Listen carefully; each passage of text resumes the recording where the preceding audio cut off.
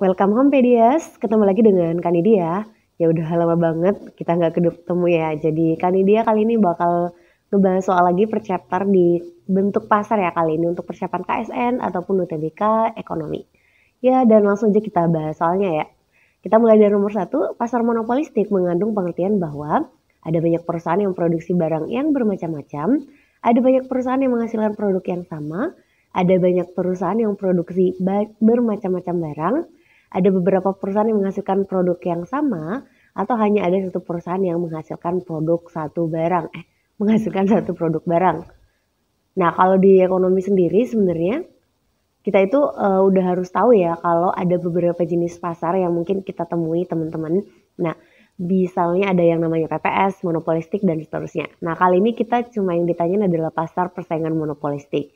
Yang ciri utamanya adalah pastinya perusahaannya harus banyak ya teman-teman ya. Lalu nanti produknya sudah jelas banget di ekonomi bersifat terdiferensiasi ya. Ini kan dia tulis di sini terdiferensiasi. Nah, terdiferensiasi itu dalam bahasa Indonesia kadang disebutnya berbeda corak atau berbeda corak sih paling banyak ya. Maksudnya kayak gimana Kak? Jadi barangnya satu jenis aja, katakanlah misalnya teh. Tapi ada banyak jenis teh, varian teh yang bisa kita dapatkan. Ada teh melati mungkin, teh buah, atau teh bareng dengan ya katakanlah susu, Milo dan seterusnya. Itu yang dimaksud dengan terdiferensiasi. Jadi barangnya basically cuma satu tapi ada banyak pilihan-pilihan tuh. Bisa dari bentuk, rasa, warna, dan seterusnya. Jadi kalau monopolistik jelas ya jawabannya adalah ada banyak perusahaan yang produksi barang bermacam-macam atau dalam bahasa kita biasanya disebutnya terdiferensiasi. Ya, semoga bisa dipahami ya. Nah, dalam jangka panjang setiap perusahaan dalam pasar persaingan sempurna apa sih kondisinya? Jadi PPS itu kan ada dua masa tuh yang akan didapatkan ya. Ada yang disebut dengan jangka pendek atau short run. Lalu nanti juga ada yang disebut dengan jangka panjang atau long run. Sebenarnya semua pasar akan mengalami masa ini ya. Tulisannya kok aneh ya. Nah, kalau di PPS sendiri jangka panjang itu hanya akan ada satu kondisi teman-teman. Mereka hanya akan mendapatkan laba normal ya atau laba ekonominya 0 bahasa lainnya. Kalau jangka pendek ada 3 kemungkinan, super normal, laba normal ataupun rugi. Nah, karena di sini yang ditanyain cuma dalam jangka panjang, tadi kan dia udah sebut jelas banget itu cuma laba normal ya, normal profit. EKE-nya bisa bilang BEP laba ekonomi 0 atau TR sama dengan TC bisa juga kayak gitu. Jadi jawabannya adalah di bagian D ya, jelas ya.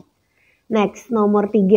Kurva permintaan merupakan paling elastis pada pasar apa sih? Ya jadi setiap pasar pasti punya kurva permintaan masing-masing ya.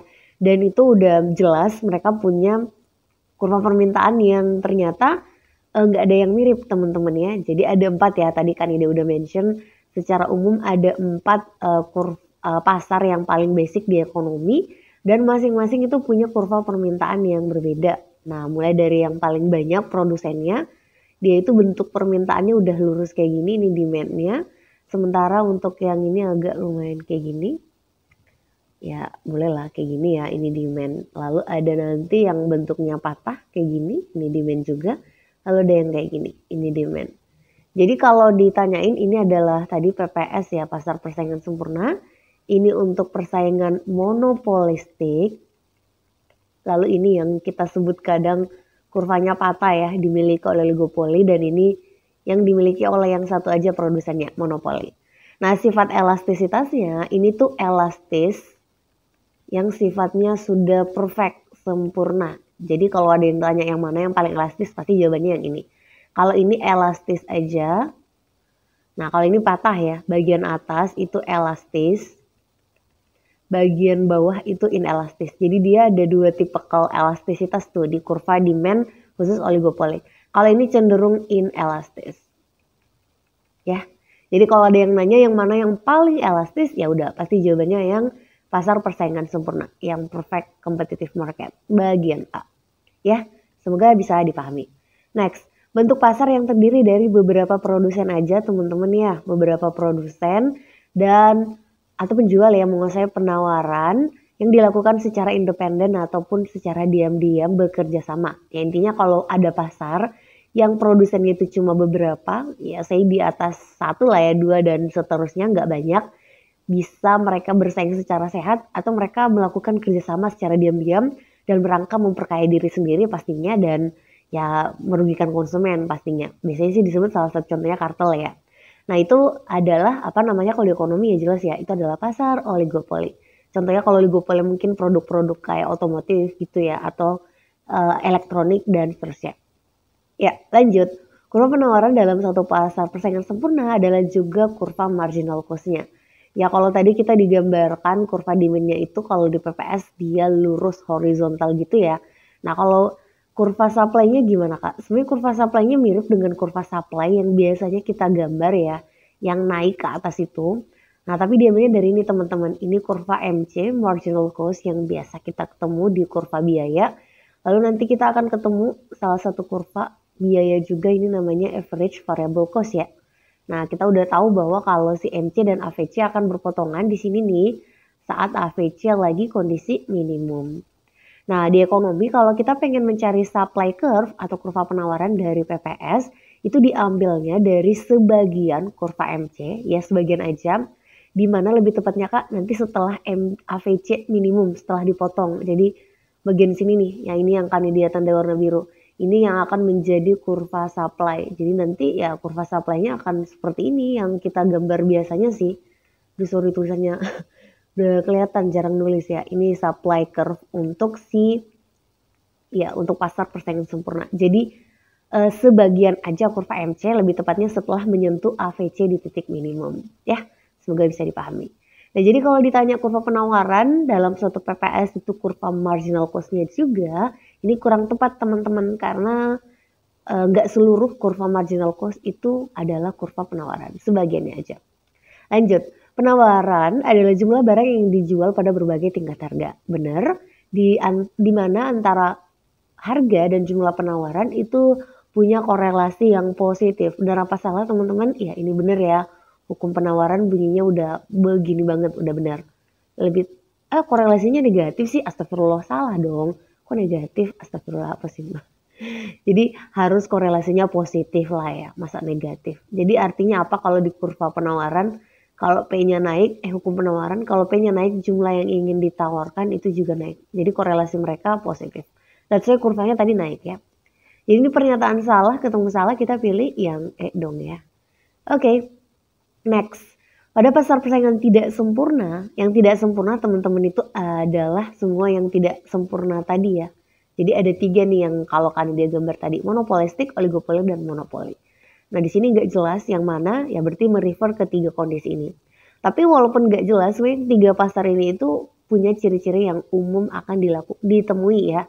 Nah katanya kondisi optimum itu akan ditandai dengan apa? Nah jadi kan Ide udah pernah buat video untuk semua bentuk-bentuk pasar ya. Nanti kan Ide simpan linknya di description box, dinonton ya. Karena penjelasannya panjang. Kan Ide akan pilih salah satu aja karena ini berlaku untuk ketiga kondisi pasar yang nggak perfect. Monopolistik, monopoli, dan oligopoli. Pilih salah satu aja ya biar nggak terlalu lama ya. Jadi misalnya kita ngambilnya yang ini aja kali ya. Misalnya astagfirullah. Jadinya nggak lurus ya. Kayak gini, ini adalah kurva Dewi Persik artis. Lalu nanti kita akan punya kurva yang di bawahnya ya. Kurvanya itu adalah kurva marginal revenue. Dan tadi udah akan ada gambar juga ya. Yang bentuknya tanda checklist, swing, ini adalah marginal cost. Ya ini contoh dari salah satunya ini monopoli ya misalnya. Jadi Kak ini bakal berlaku untuk oligopoli juga dan persaingan monopolistik juga ya Kak? Iya, nanti akan ada kondisi-kondisi yang berlaku untuk semua pasar ini, ketiga pasar ini. Nah kan dia mengambil contoh yang pas monopoli lagi kondisi terbaik alias lagi apa tuh? Ya, laba super normal ya, super normal profit. Ya, kalau dia lagi super normal profit, apa yang akan terjadi? Kita butuh satu kurva lagi teman-teman. Kurva apa? Ya kurva average cost. Kan dia gambar di sini aja mungkin swing dan swing. Oke, like this. Ini adalah average cost. Nah, kalau kita pengen melihat kondisi terbaik itu kan pasti si perusahaan itu akan berproduksi saat ya MR sama dengan MC, which is di sini gambarnya. Nanti tinggal ditarik garis, dapat key, kita sebut key star aja, jumlah yang akan diproduksi dan nanti akan ditarik garisnya seterusnya. Ya nanti kalau kalian perhatiin pokoknya yang kepo gimana cara menentukannya, ditonton video kali dia tentang kurva-kurva. Insya Allah udah sangat lengkap. Nah ini ada Canidia Arsir Karya. Yang diarsir daerah segi 4 ini adalah daerah profit atau laba yang dirasakan oleh si monopoli. Nah dari sini kita udah bisa buat beberapa kesimpulan, geng. Yang pertama, first one, saat marginal cost, ya marginal sama dengan penerimaan marginal. Is it true, teman-teman? Ya udah bener, kan di sini gambarnya MRMC berpotongan. Yang kalau orang matematika bilangnya pasti nilai mereka sama di saat itu ya, saat itu aja. Tolong diperhatiin. Di kondisi yang lain ya enggak lah ya. So, first choice-nya benar. Kalau satu benar, sebenarnya kalau di UTBK atau UKSN dan tipe-tipe lain pasti tiganya pasti juga harus benar. Nah kita lihat teman-teman, biaya rata-rata menurun. Tadi kita sebutnya itu adalah average cost ya AC. Dan ini apakah benar lagi menurun? Ya benar dong. Ini kalau di zoom in kayak gini, kita berproduksi saat Kistar ya. Berarti di titik ini AC-nya apakah benar lagi menurun? Ya dong. Ini kan daerah menurun. Nanti dia menaik setelah di sini ya. Berarti naik ke atas setelah dia minimum. Jadi udah bener emang poin 3-nya lagi menurun. Ups, kegedean. Abis itu kita mau cek poin 2 dulu dong ya. Biaya di atas, harga di atas biaya marginal P di atas MC. Nah kita lihat apakah benar kondisinya. Di sini yang mana P-nya kak? P-nya itu yang ini ya, yang di sini. Dan MC itu ya pasti ini. Pokoknya kalau kepo gimana cara membaca ininya, nonton kurvanya ya. P di atas MC, bener gak sih? Ya bener banget. Biasanya kalau ini ada istilahnya markup ya. Jadi markup itu selisih dari P dikurang MC. So poin 2 juga benar banget teman-teman. 1, 2, 3 benar. Apakah 4 benar? Biaya rata-rata minimum. Biaya rata-rata minimum itu bisa kita lihat di kurva di titik yang Canidia lingkarin ini. Ini adalah AC lagi minimum. Benar gak sih? Kalau lagi optimum AC minimum, jawabannya belum sampai.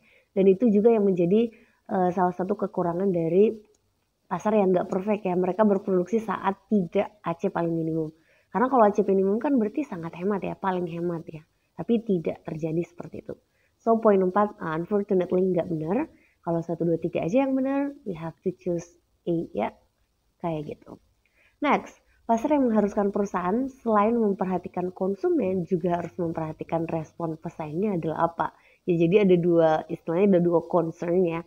Mereka selain memperhatikan maunya konsumen apa, lihat juga rivalnya lagi ngapain. Yaitu kira-kira di mana? Ya udah jelas banget ya. Pasti di pasar yang persaingnya ya dalam kurung ya dalam artian produsennya nggak banyak. Alias pasar ya oligopoli karena produsennya nggak banyak ya. Cuma beberapa aja. Semoga bisa dipahami. Oke, selanjutnya ke nomor 8. Berikut ini pernyataan yang tepat mengenai pasar persaingan sempurna kecuali ya. Jadi yang salah ya teman-teman ya. Kurva permintaan yang dihadapi perusahaan berbentuk menurun dari kiri atas ke kanan bawah. Jadi ini harus dipahami baik-baik bahwa dalam pasar persaingan sempurna sebenarnya ya teman-teman ada dua bentuk kurva permintaan yang bisa kita temui. Loh tadi bukannya cuma satu ya kak gambarnya. Ya yang tadi kan dia gambarkan itu adalah kurva permintaan yang dihadapi oleh satu perusahaan atau biasanya disebutnya kurva permintaan individu. Ya yang tadi bentukannya kayak gini ya, ini individu. Kalau dalam bentuk pasar dia bentukannya seperti ini. Jadi ini adalah demand semua teman-teman ya. Kurva demand semua di PPS semua dua-duanya. Tapi yang ini untuk individu atau untuk satu perusahaan aja. Kalau ini untuk kurva permintaan pasar alias untuk semua perusahaan. Jadi satu yang di atas yang bawah itu semua. Nah jadi harus hati-hati banget nih. Kurva permintaan yang dihadapi perusahaan. Ini perusahaan berarti individu. Nah berbentuk menurun, bener nggak menurun? Salah, dia harusnya horizontal. Jadi jawabannya bagian A. Nah kalau kalian perhatiin, ini jawaban yang lain udah bener banget semua ya. Jadi ditonton videonya, nanti kan dia juga akan melampirkan video ciri-ciri PPS dan pasar-pasar lain udah perfect, insya Allah udah lengkap. Woy, jadi bisa dinonton nanti ya. Nomor 9, jika dalam satu pasar terdapat kemudahan, nah untuk keluar masuk dan ada diferensiasi. Secara umum pasar yang ada yang mudah untuk keluar masuk itu bisa kita bilang PPS dan persaingan monopolistik. Tapi kalau dia produknya harus terdiferensiasi, kita udah mention di awal adalah ya persaingan monopolistik. Jelas ya. Terus pada pasar persaingan sempurna mana sih yang menyamai tingkat harga? Jadi kalau kalian udah sering nonton video Karindia pasti udah tahu Karindia sering bilang ini Dewi Persik artis Marawis. Nah jadi yang menyamai tingkat harga alias CP itu yang mana? Ya demand, average revenue atau penerimaan rata-rata dan marginal revenue atau penerimaan marginal. Dipilih aja yang mana yang benar. Gak ada MP hari ini, gak ada AP kan dia mention, AC juga bukan, APC juga enggak. Karena jawabannya MR ya, Dewi Persik artis Marawis. Next, nomor 11. Dalam kehidupan sehari-hari Anda menjumpai atau bahkan menggunakan berbagai macam merek produk seperti Lux, Dove, Lifebuoy dan seterusnya. Ini sebut merek ya. Nah itu pasar dari mana? Ya jadi kalau produknya banyak kayak gini, produsennya harus dilihat dulu teman-teman. Produsennya kalau shampoo itu banyak apa dikit? Banyak ya. Dan ada perbedaan kan antara satu brand dengan yang lain. Jadi ini salah satu contoh dari persaingan monopolistik of course.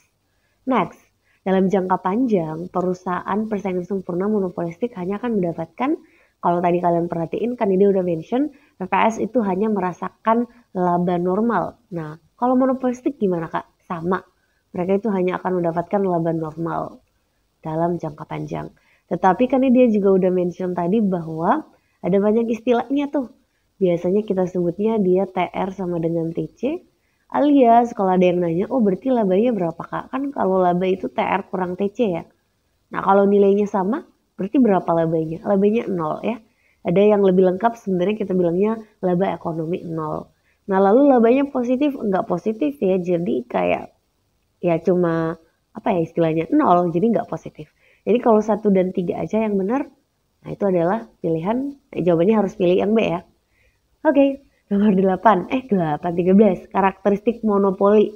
Nah monopoli nih, dalam jangka pendek dapat menderita rugi. Salah apa benar? Benar banget, bisa rugi. Ya jadi monopoli bukan anti rugi-rugi klub ya, tapi hanya dalam short run. Long run gak bakalan. Terus selalu berproduksi di mana harga lebih tinggi dari MC. Ini selalu dan selamanya seperti itu ya. P lebih besar dari MC. Ini berlaku untuk semua pasar yang tidak perfect. Jadi bukan cuma monopoli aja. Kurva permintaan sama dengan kurva permintaannya, maksudnya kurva permintaan individu ya alias perusahaan. Itu katanya sama dengan permintaan pasar. Benar banget. Jadi kan dia udah sebut, nanti nonton videonya kan itu supaya lebih jelas ya. Next, number 4. Katanya akan mencapai laba maksimum kalau berproduksi saat biaya marginal sama dengan penerimaan marginal. Kalau tadi disebutnya ini MC, harus sama dengan apa? MR. Dan kalau kalian perhatiin tadi udah kalian dia jelasin, ya ini adalah kondisi yang sebaiknya dilakukan.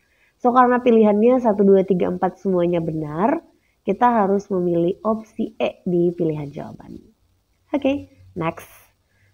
Oke, nomor 14, dalam pasar persaingan sempurna, kurva permintaan perusahaan menjadi satu dengan, ya sama aja tadi ya. Ingat ya, kurva permintaannya itu Dewi Persik artis Marawis. Jadi yang ditanyain itu katanya kurva permintaan alias apa? Ya D ya. Itu sama dengan apa? P, AR, dan MR. Mana jawabannya? Penerimaan rata-rata AR, penerimaan total TR. Salah banget kita ada mention TR ya. Penerimaan marginal, oke. Ini adalah MR, lalu ini pendapatan rata-rata, ini adalah AR. Jadi jawabannya yang bagian B. Penerimaan dan pendapatan sama aja by the way ya. Tapi lebih sering penerimaan sih kalau istilah yang common digunakan. Next, pernyataan berikut yang tepat menjelaskan monopolistik kecuali, oke yang salah ya teman-teman. Produk yang dihasilkan tidak dapat saling menggantikan, ya bisa banget karena mereka kayak tadi sabun itu ya, sabun shampoo bisa nggak saling menggantikan antara brand? Bisa banget. Konsumen memiliki kebebasan, ya bisa. Kita akan bahagia jadi konsumen di monopolistik karena banyak pilihan. Ada satu merek yang mendominasi, satu enggak sih?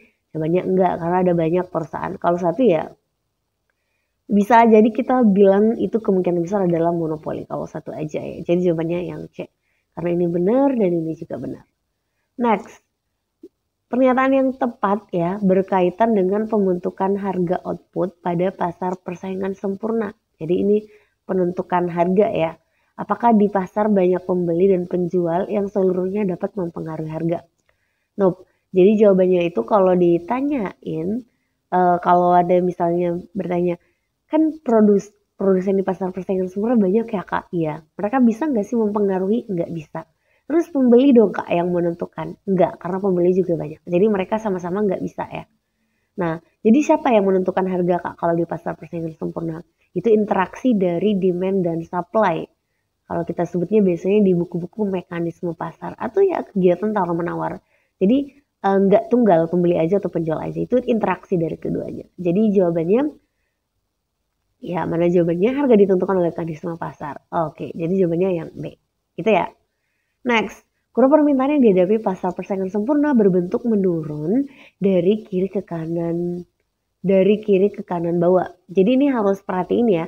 Walaupun sebenarnya ada dua jenis kurva permintaan kan tadi kan Ida mention, tapi kalau di sini nggak ada informasi tentang kurva permintaan yang mana, apakah yang individu atau perusahaan atau yang pasar yang banyak perusahaan. Nah biasanya kalau kayak gini itu merefer ke yang individu, yang satu perusahaan aja.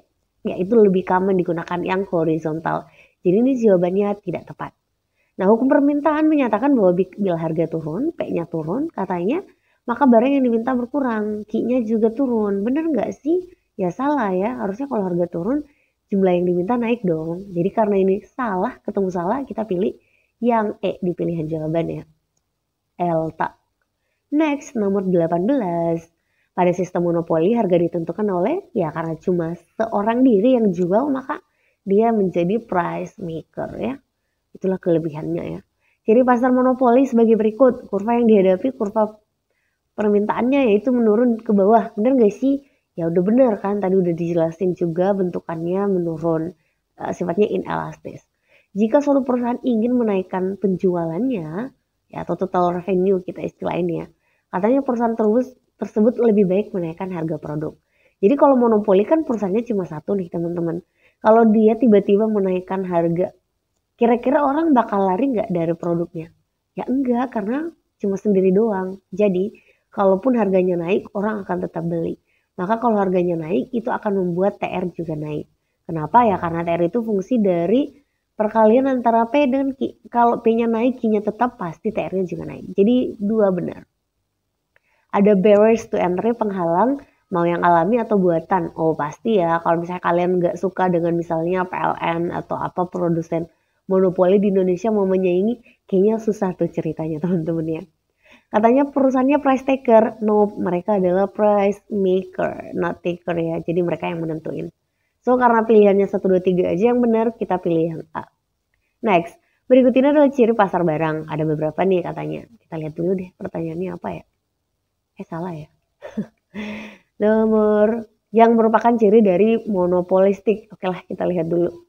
Kalau monopolistik banyak nggak penjualnya? Oh iya benar, banyak jawabannya. Terus yang diproduksi itu barangnya beragam. Oh iya benar, tadi udah dijelasin. Promosi sangat diperlukan. Oh iya benar, karena kan banyak produk tuh. Dan produk masing-masing kan ada kelebihannya mungkin ya. Jadi harus promote, ya harus adverse. Apa sih ya, mengiklankan ya. Mengadvertise produk mereka supaya laku. Ada penjual tunggal, nope. Ini monopoli dong. Ada hambatan, enggak. Hambatannya bisa dibilang hampir nggak ada. So 1, 2, 3 aja yang benar. We have to choose the A part ya. Next, number 21. Jika sebuah perusahaan yang berada dalam PPS katanya dalam kondisi P lebih besar daripada MC, maka yang harus dilakukan apa? Ya, jadi supaya gampang ini kan dia gambar aja kurvanya ya. Aduh, ini gara-gara udah lama nggak nulis teman-teman ya, sorry. Ini karena pakai pen tablet modal yang sangat sederhana ya udah. It's okay. Oke, lanjut. Ini adalah siapa tadi? Ya, ini adalah kan ini PPS ya. Berarti apa teman-teman? Ya harus diingat. Dewi Persik, Artis Marawis. Nah kalau kita pengen berkondisi laba kondisi maksimum ya, optimum ya, ini adalah MC. Dan dimanapun pasarnya sebaiknya berproduksi saat ya dong MR sama dengan MC di titik ini. Ini yang kita pengen ya. Kita pengen berproduksi di Q-Star. Tetapi kan ada kondisi sebelum Q-Star dan setelah Q-Star kan. Sebelum Q-Star yang mana tuh? Kalau mau di-compare antara P dengan MC. Nah P-nya kan yang di atas, MC-nya di bawah, berarti lebih gede P dong. Kalau yang di setelah Q-Star, P-nya lebih kecil daripada MC. Karena MC-nya lebih gede. Nah, yang ditanyain di soal adalah kalau P-nya masih lebih gede dari MC, berarti sebelum Keystar. Apa yang harus dilakukan supaya maksimum? Ya, harus mengarah ke Keystar, berarti menambah jumlah produksinya dong, ya. Kalau berarti yang kebalikannya tadi harus mengurangi. Jadi maka untuk memaksimumkan keuntungan harus menambah produksi. Benar, cocok nih ya. Next, perusahaan dalam pasar persaingan sempurna dijamin akan mendapatkan super normal profit. Jadi PPS itu punya kesempatan untuk merasakan super normal profit dalam short run, tapi harus dicatat itu nggak bakal selalu terjadi. Ada 3 kemungkinan. Selain ini ada normal aja atau rugi. Jadi nggak bisa dibahasakan dijamin karena ya komposisinya apa ya? Ya peluangnya masih ada sama semuanya. Jadi ada opportunity untuk kondisi yang lain. So karena ini benar ketemu salah jawabannya yang celta gitu. Number 22. Kondisi yang mencerminkan keseimbangan dalam pasar, keseimbangan jangka panjang guys, dalam pasar monopolistik. Tadi kita udah bilang kalau monopolistik hanya akan merasakan laba normal. Nah, walaupun laba normal, apakah benar P lebih besar pada MC? Karena dia udah mention berkali-kali ini berlaku untuk semua pasar tidak sempurna. Jadi termasuk yang monopolistik. Harga sama dengan penerimaan marginal. Nah, supaya mudah kayaknya kita gambar kali ya. Atau kayak ini aja sih, hampir mirip gambarnya yang tadi ya. Nah, ini hampir mirip dengan monopoli sama monopolistik. Bedanya apa Kak? Bedanya itu kurva permintaannya aja ya. Aduh, sorry. Jadi kalau kurva permintaan si siapa namanya monopolistik tuh kayak gini, lebih landai. Bentukannya kurang lebih sama MR-nya. Jadi nanti kalian cek aja ya di gambar video Kanidia yang tentang kurva-kurva. Ya nggak terlalu panjang video ini ya. Jadi kalau yang ditanyain nomor 22 ini harga sama dengan MR, kita lihat dari sini aja ya. P sama dengan MR. Benar nggak sih P sama dengan MR? Jawabannya enggak ya. Di pasar yang tidak sempurna, P itu pasti selalu lebih besar daripada MR. Itu sudah berlaku paten. Jadi ini salah. Perusahaan menghadapi permintaan yang elastis sempurna. Nope, elastis aja tapi tidak perfect. Jadi karena 1-3 aja yang benar, kita pilih yang delta. Ya, yang part B di opsi jawaban. Oke deh. Sorry nggak fokus ya, tapi emang udah jawabannya ya, yang B ya, 1 dan 3 ya. Untuk benar ya. Lanjut 23, sebuah perusahaan XYZ ya melakukan kegiatan produksi output. Perusahaan tersebut merekrut tambahan pekerja agar dapat menghasilkan lebih banyak output. Sebab permintaan terhadap output tersebut sangatlah tinggi di pasaran, tetapi hanya ada sedikit produsen, bisa dihitung dengan jari, yang memproduksi output karena dikarenakan keterbatasan bahan baku. Perusahaan XYZ ini termasuk perusahaan apa? Ada banyak clue, tapi yang paling harus di-highlight adalah hanya ada sedikit produsen. Dan di ekonomi pasar yang hanya ada sedikit produsen cuma ada satu, yaitu pasar oligopoli. Oke deh, lanjut. Berikut ada ciri-ciri pasar. Kita lihat aja pertanyaannya ya. Jadi pertanyaannya ciri-ciri oligopoli yang baru juga tadi kita omongin ya. Katanya jumlah perusahaan sangat banyak. Salah dong, cuma ada beberapa itu sedikit ya. Terdapat satu, salah, nggak satu, lebih dari satu. Ada price leader, jadi kayak di antara beberapa ada yang menjadi leader dalam hal menentukan harga. Ada ya, nanti kalau kalian baca lebih lanjut, teori-teori di oligopoli ada istilahnya price leadership. Jadi ini benar. Lalu barang yang diperjualbelikan dapat homogen dan dapat pula berbeda corak, atau tadi bahasanya kita adalah terdiferensiasi. Dan ini adalah benar ciri-ciri dari oligopoli. Lanjut, terdapat hambatan masuk yang kuat. Oh iya pastinya, kalau kalian mau mengalahkan Tesla karena Tesla menguasai pasar mobil, coba deh, pasti susah banget ya. Pemerintah campur tangan, nope, nggak ada urusannya ya. Jadi jawabannya yang 3, 4, dan 5. Jawabannya yang part D. Oke deh, lanjut. Kurva permintaan yang dihadapi pasar oligopoli. Baru juga kita cerita tadi ya. Bukan baru ya, dari tadi deh. Coba kita lihat, oligopoli itu sistemnya patah ya, kink, dengan catatan atas sangat elastis, di bawah inelastis. Jadi berbeda banget ya. Dia patah dengan menurun, pastinya bagian atas elastis, bagian bawah inelastis. Jangan sampai balik ya, jadi jawabannya yang bagian E. Penjual di pasar monopoli memiliki penerimaan marginal selalu sama dengan harganya. Kalau diistilahin berarti penerimaan marginal itu MR ya. Katanya selalu sama dengan harga. Salah. tadi yang Kanida udah bilang ini berlaku untuk semua yang tidak sempurna. Mereka itu P-nya yang sama dengan AR, sementara MR itu di bawah. Ya, jadi P lebih gede. Jadi pilihan kalimat pernyataan pertama salah. Penjual di pasar monopoli dapat menguasai pasar, benar. Dan untuk mencapai keuntungan maksimum, berproduksi saat biaya per unit yang minimum. Benar nggak sih AC-nya minimum? Ya, dari gambar yang tadi udah kita bahas, salah satu kekurangan dari yang non-perfect, mereka itu tidak berproduksi saat AC minimum. Saat menurun iya benar, tapi bukan yang paling minimum. Jadi sayangnya pilihan kalimat keduanya juga salah ya. Jadi pilihnya iya, kalau pilih jawaban nanti pilih yang E di opsi jawaban. Next, bentuk kurva permintaan pasar monopoli. Nah, tadi udah kan dia sebut ya gambarnya seperti apa. Mana sih? Sini ya. Oh, di sebelumnya berarti ya. Monopoli itu yang mana teman-teman? Monopoli ini dia menurun dengan cenderung inelastis ya. Dorong dari kiri atas ke kanan bawah. Jadi turun miring, benar, kiri atas kanan bawah, benar, dan dia inelastic. So part A jawaban yang benar ya. Next, ciri PPS adalah katanya barangnya homogen, benar banget. Penjual pembeli memiliki informasi lengkap di pasar, benar banget. Tidak ada hambatan, benar banget. Harga ditentukan oleh mekanisme pasar, benar banget. Jadi jawabannya yang E gitu. Next, 29, produsen dalam monopoli berapa sih? Ya udah jelas, cuma satu. Oke. Dalam jangka pendek, perusahaan oligopoli akan merasakan apa? Oligopoli sama case-nya dengan semua pasar ya. Kalau mau jangka pendek. Jadi kalau jangka pendek, semua pasar itu punya peluang yang punya 3 peluang ya. Peluangnya apa? Bisa super normal profit, bisa normal profit, bisa rugi. Ada 3 kemungkinan, pasar apapun itu, kalau dalam jangka pendek. Tapi kalau long run, oligopoli cuma akan merasakan super normal profit seperti dengan oligopoli. Ini tidak dapat ditentukan salah, jadi kita pilih yang A. Oke, I think that's it untuk penjelasan chapter tentang bentuk pasar. Semoga kalian gak capek nontonnya. Semangat buat mempersiapkan yang terbaik buat UTBK ataupun KSN kalian tahun ini. Dan tahun-tahun selanjutnya yang udah mau nonton dari awal, ngabis dari awal.